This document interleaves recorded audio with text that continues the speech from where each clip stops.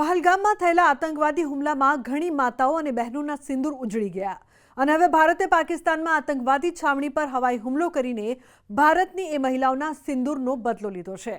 પાકિસ્તાનની આતંકવાદી છાવણી પર ભારત દ્વારા કરવામાં આવેલી આ કાર્યવાહીને ઓપરેશન સિંદૂર નામ આપવામાં આવ્યું હતું। ભારતીય સંસ્કૃતિમાં સિંદૂર માત્ર વૈવાહિક આનંદનું પ્રતીક નથી, પણ શક્તિનું પ્રતીક છે, સૌભાગ્યનું પ્રતીક છે, મંગળનું પ્રતીક છે। સિંદૂરને દેવી શક્તિનું સ્વરૂપ પણ માનવામાં આવે છે, જે દુષ્ટતાનો નાશ કરે છે। ચાલો જાણીએ સિંદૂર ભારતીય મહિલાઓ માટે શા માટે છે મહત્વપૂર્ણ। પરિણીત સ્ત્રીઓ દરરોજ પોતાના કપાળ પર પતિના નામનું સિંદૂર લગાવે છે। એવું માનવામાં આવે છે કે કપાળના ભાગમાં સિંદૂર લગાવવાથી લગ્ન જીવન ખુશ રહે છે અને જીવનમાં ખુશી અને સૌભાગ્ય આવે છે।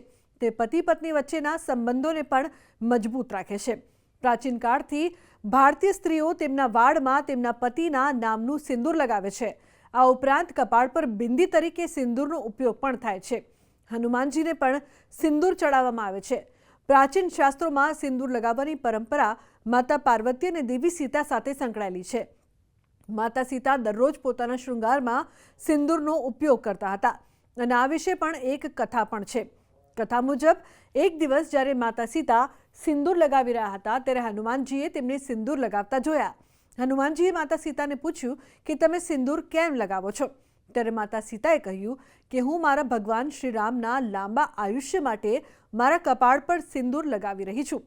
ત્યારે હનુમાનજીએ માતા સીતા પાસેથી સિંદૂર લીધું અને તેને પોતાના આખા શરીર પર લગાવ્યું। ત્યારથી હનુમાનજીને સિંદૂર ચડાવવાની પરંપરા ચાલી આવે છે। હનુમાનજીને સિંદૂર ચડાવવાથી બધી ઈચ્છાઓ પૂર્ણ થાય છે અને હનુમાનજી પણ પ્રસન્ન થાય છે।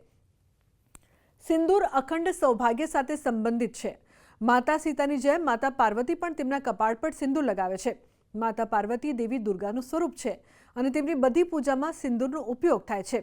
ભગવાન શિવ અવિનાશી છે, એટલે કે અમર, શાશ્વત છે, જેનો નાશ થઈ શકતો નથી। આ ઉપરાંત માતા પાર્વતીને અખંડ સૌભાગ્યનું વરદાન પણ પ્રાપ્ત છે। માતા પાર્વતીએ સ્ત્રીઓને આશીર્વાદ આપ્યા છે કે જે પણ પરિણીત સ્ત્રી પોતાના કપાળમાં સિંદૂર લગાવે છે તેનું સૌભાગ્ય હંમેશા અખંડ રહેશે। આ પછી જ પરિણીત સ્ત્રીઓ તેમના કપાળમાં સિંદૂર લગાવે છે। આ ઉપરાંત દેવી પાર્વતી હંમેશા સ્ત્રીના લગ્ન જીવનનું રક્ષણ કરે છે અને તેના પરિવારને બધી મુશ્કેલીઓથી દૂર રાખે છે।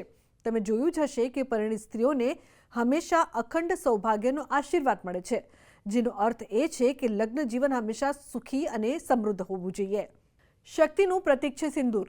સિંદૂરને દેવી લક્ષ્મી સાથે પણ સંબંધિત માનવામાં આવે છે, એટલા માટે દેવી લક્ષ્મીની પૂજામાં સિંદૂરનો ઉપયોગ થાય છે। એવું પણ કહેવાય છે કે જે જગ્યાએ સ્ત્રીઓ સિંદૂર લગાવે છે ત્યાં દેવી લક્ષ્મીનો વાસ હોય છે। આ જ કારણ છે કે સ્ત્રીઓને શક્તિનું એક સ્વરૂપ માનવામાં આવે છે। પૂજામાં સિંદૂરનો ઉપયોગ કરવાથી સુખ, શાંતિ અને સમૃદ્ધિ મળે છે। ભારતમાં બે પ્રકારના સિંદૂર લોકપ્રિય છે। પહેલું નારંગી સિંદૂર અને બીજું લાલ સિંદૂર। નારંગી સિંદૂરનો ઉપયોગ પૂર્વીય વિસ્તારો જેમ કે બિહાર, ઝારખંડ અને બિહારની સરહદે આવેલા ઉત્તર પ્રદેશના કેટલાક વિસ્તારોમાં થાય છે, જ્યારે લાલ સિંદૂરનો ઉપયોગ આખા ભારતમાં થાય છે। સિંદૂર એ મંગળ ગ્રહનું પ્રતીક છે અને લગ્ન જીવન શ્રેષ્ઠ સુખાકારી પ્રાપ્ત કરવા માટે મંગળ પણ ક્યાંક ને ક્યાંક બેલેન્સ હોવો જરૂરી છે। તો સિંદૂર લગાવવાથી મંગળ ગ્રહની પણ કૃપા પ્રાપ્ત થાય છે। આદ્ય શક્તિને પ્રસન્ન છે સિંદૂર, ભગવાન હનુમાનજીને પ્રસન્ન છે સિંદૂર। જ્યારે તમે સેવા પૂજા કરતા હોય ત્યારે સિંદૂર અર્પણ કરો તો અવશ્ય આપના સિંદૂરની પણ ભગવાન ક્યાંક ને ક્યાંક શ્રેષ્ઠ રીતે રક્ષા કરતા હોય છે। ધાર્મિક, પૌરાણિક અને પારિવારિકની સામે સિંદૂરની જ્યારે પ્રાર્થના થાય છે, સિંદૂર લગાવવામાં આવે છે, ત્યારે અવશ્ય આ સૌભાગ્યવતી સ્ત્રીઓ ઘરમાં લક્ષ્મી સ્વરૂપ, આરોગ્ય લક્ષ્મી અને શ્રેષ્ઠ લક્ષ્મી સ્વરૂપ ગણવામાં આવે છે।